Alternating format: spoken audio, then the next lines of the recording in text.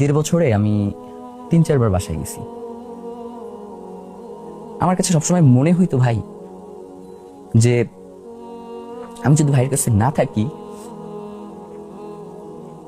হয়তো কোনো সমস্যা হইতে পারে।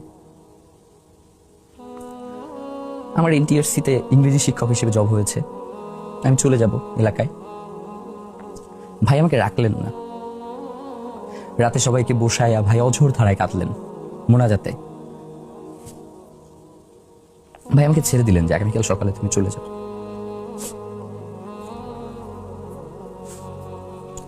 ফজরের সময় নামাজ পড়তে উঠছি, ভাই আমার হাতটা ধরে বলতেছে, জাবের তুমি গেলে আমি খুবই একা হয়ে যাব।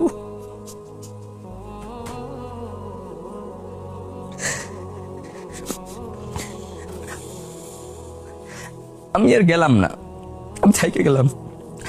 আমার কেরিয়ার সামনে করা যাবে, সমস্যা নেই, কিন্তু ভাই তো আমাকে একা রেখে চলে গেল। ওই রিক্সাটায় সবসময় আমি বসি। আমার বিয়ের জন্য আমি আমার বোনকে নিয়ে তার আগের দিন ক্যাম্পেইন করে শেষ করে এরপরে দৌড়িয়ে গিয়ে লঞ্চে উঠছি। আমার কাছে মাঝে মধ্যে এমনও মনে হয় যে ওই রিক্সাটা যদি আমি থাকতাম তাহলে হয়তো ভাগ্যে গুলি করতে পারতো না।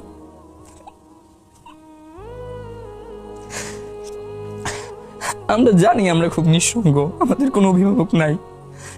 আমরা এই জন্য আমাদের অভিভাবক আল্লাহকেই মেনে নিচ্ছি যে আমাদের একমাত্র অভিভাবক এখন আল্লাহ। আমরা যখন কোনো সিদ্ধান্ত নেই তখন আমরা চোখ বন্ধ করে শুধু ভাবি যে শহীদ ওসমান হাদি এইখানে থাকলে কি করতো। আমরা যখন কোনো সিদ্ধান্তে পৌঁছাইতে পারি না তখন আমাদের মেম্বারদেরকে আমরা বলি যে তোমরা সবাই চোখ বন্ধ করো, বন্ধ করে শুধু চিন্তা করো যে শহীদ ওসমান হাদি থাকলে এখানে কি সিদ্ধান্ত নিত। তো আমাদের মনোজগৎটা এতটাই আর কি কাছাকাছি যে আমরা যে 10 জন থাকি এর মধ্যে 9 জন একই সিদ্ধান্ত দেই আমরা যে এইটাই করতো। এই যে নির্বাচন বানচালের কথা বলা হচ্ছে, এই যে এত কিছুর কথা বলা হচ্ছে, প্লিজ ভাই আপনারা কেউ একবার বলেন শহীদ ওসমান হাদির হত্যার বিচারটা করবেন, আমরা কেউ রাজপথে গিয়ে দাঁড়াবো। যে মানুষটা আমাদেরকে খাওয়াইয়া দিতেন, মাথার বালিশটা নিচে ফ্লোরে ঘুমিয়ে মাথার বালিশটা মাথার নিচে দিয়ে দিতেন, এই মানুষটার বিচার হবে না, এইটা কি আমরা কোনোভাবে মানতে পারি বলেন ভাই? এই মানুষটা তো ঢাকা 18 প্রার্থী ছিলেন, তিনি তো ইলেকশনটাই করতে চাইছিলেন। 12 তারিখে আমরা যদি কেউ চলেও যাই এরপর 12 তারিখের ইলেকশনটাকে সুষ্ঠুভাবে করতে দিতে হবে। আমরা বারংবার বলেছি এবং শহীদ ওসমান হাদিও বলতেন যে ইলেকশনটা যদি এখন এই মুহূর্তে না হয় তাহলে বাংলাদেশের জন্য খুব খারাপ সময় অপেক্ষা করছে। এই জিনিসগুলো তো আমরা খুব ভালো করেই জানি, কিন্তু